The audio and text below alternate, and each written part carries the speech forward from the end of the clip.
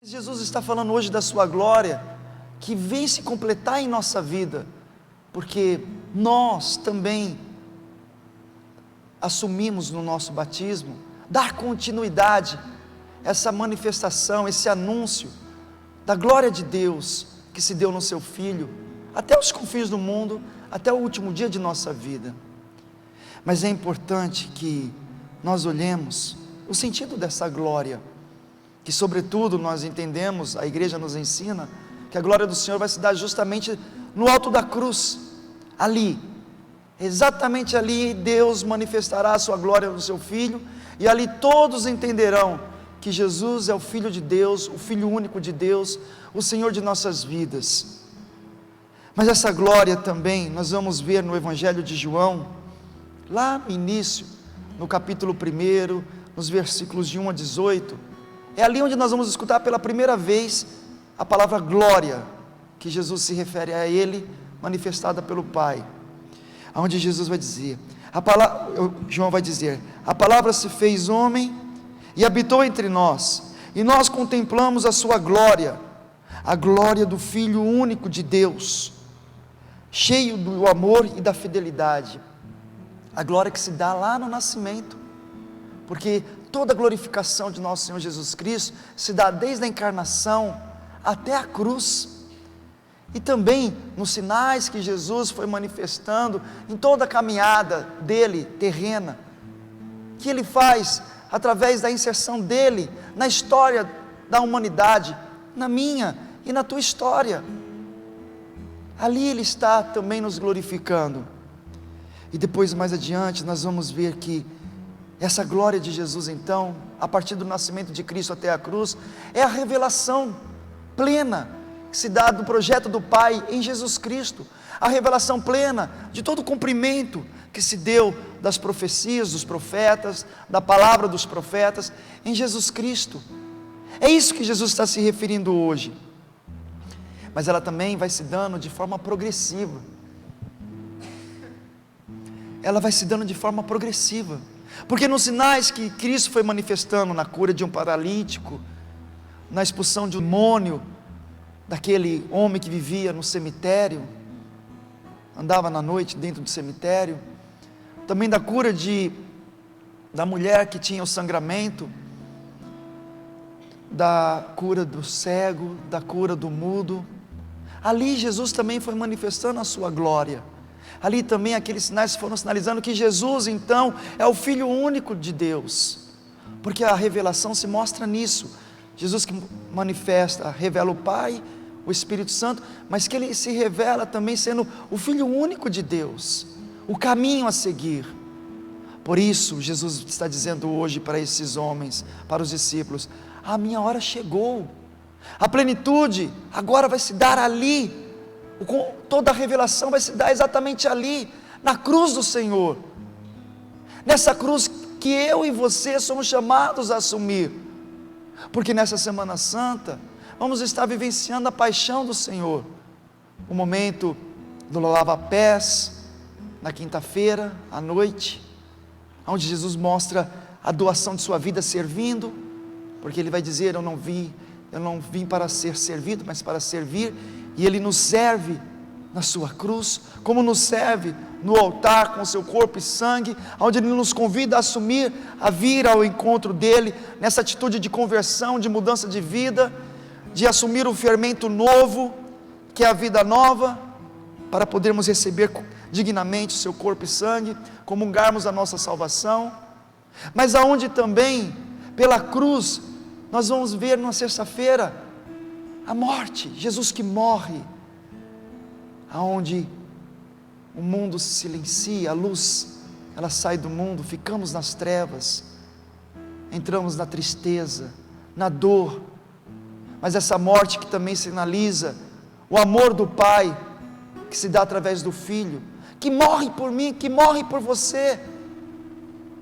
para que na vigília pascal, nós possamos ver a ressurreição, e aí entendermos que nós somos feitos para a vida eterna. É esta a glória que Jesus está falando hoje para os discípulos, E é aqui onde nós somos chamados agora a termos o compromisso, o comprometimento de vivenciar essa manifestação da glória de Deus no seu Filho. O comprometimento, meus irmãos, comprometimento esse que hoje na leitura do profeta Isaías 49 vai dizer: não basta seres apenas meu servo para restaurar as tribos de Jacó e reconduzir os remanescentes de Israel. Eu te farei a luz das nações para a minha salvação,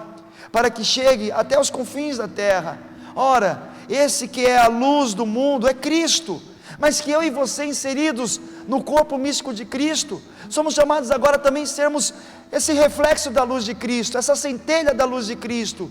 Nós que estamos inseridos pelo batismo no corpo de Cristo, não podemos ser apenas servos,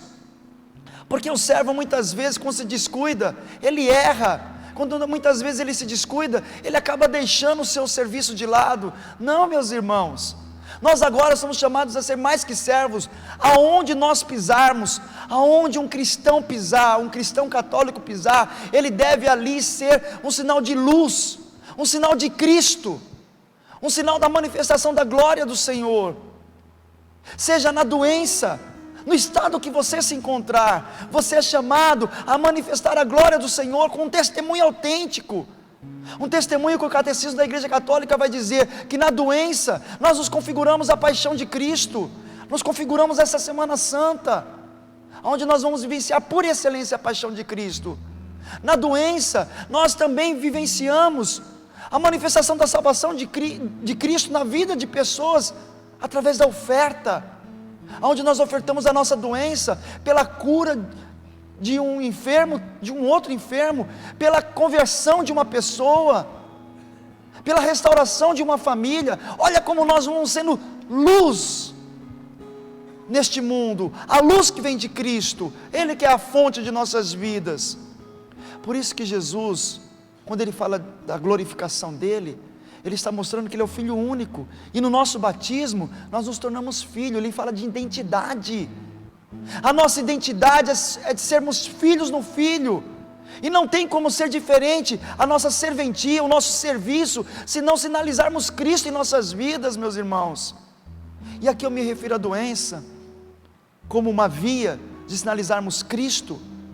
na cruz, ou como Ele também se associou a nós na doença, quando Ele diz: tive fome e me deste de comer, tive sede e me deste de beber. E muitas vezes nós sabemos que aqueles que têm fome e têm sede, são esses que estão jogados na rua, e cheios de doenças, sendo a doença maior que eles vivem, a indiferença da sociedade, mas cheio de doenças na carne também. Cristo, Ele se associa ao doente, Ele se coloca no lugar do doente, para dizer: meu filho, é em mim que você vai encontrar a sua cura, a cura que não se dá simplesmente na cura física, mas ela se dá sobretudo em nós assumirmos Cristo como o Senhor de nossas vidas, porque Ele nos mostra que nele nós temos o lugar que é o céu, é a cura para a eternidade. Esse é o grande sinal de assumirmos Cristo, de vermos em Cristo a nossa cura definitiva na eternidade nele. E aí, meus irmãos, o grande cuidado que temos que ter nesse mundo que vivemos, de nos deixarmos olhar apenas no sentido de ser servos, não sinalizando a luz de Cristo, e buscarmos as nossas curas nesses lugares que se dizem milagreiros, nesses lugares aonde dizem fazer cirurgias espirituais. Oh, meu irmão, quando nós dizemos assumir Cristo como Filho único, como aquele que o Pai glorificou na cruz, nós dizemos assumir também o seu estatuto, a sua norma de vida para nós, que Ele nos deu. E a norma de vida para nós é caminharmos nos ensinamentos de Cristo, e não nos ensinamentos do mundo. Você não precisa de cirurgia espiritual. Eu não encontrei, desculpe, mas eu não encontrei em nenhum lugar da palavra de Deus algo mencionando sobre cirurgia espiritual. Não encontrei na doutrina católica nada que diga sobre cirurgia espiritual, mas eu encontrei na palavra de Deus que Jesus é o nosso Salvador,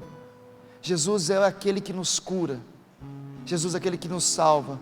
E aqui eu não estou falando para aqueles que muitas vezes no desespero acabam buscando essas vias para dizer que me colocar numa condição de ser uma pessoa insensível. Não, meu irmão, eu sei que não é fácil viver uma enfermidade, eu sei que não é fácil viver um momento de agonia, eu sei que muitas vezes na nossa humanidade enfraquecida, acabamos deixando o desespero tomar conta, mas eu estou te anunciando agora, meu irmão, que o caminho é Jesus. O caminho não são homens que até dizem falar de Jesus, mas mostrando uma doutrina que não é a de Jesus. E Jesus, ele é muito claro, na palavra de Deus em 1 Coríntios, ali nós vamos encontrar Paulo falando a nós: jogai fora o fermento velho. O que é o fermento velho aqui? É a mentalidade velha, a mentalidade que não conheceu a Cristo na plenitude, que não conheceu a Deus como Ele é. Em Mateus 16:6, Jesus vai dizer: atenção, cuidado com o fermento dos fariseus. Meus filhos, meus irmãos, você que está vivendo a sua enfermidade, que muitas vezes você acha que Deus não te escuta, que Deus não está te olhando. Não, pelo contrário, Deus está te olhando sim, tanto que você só está de pé, você só está encontrando força, porque Cristo está contigo, e você não precisa buscar esses falsos milagreiros, que ficam proporcionando, ficam colocando para você vias de curas rápidas, com cunho espiritual. Não, mas também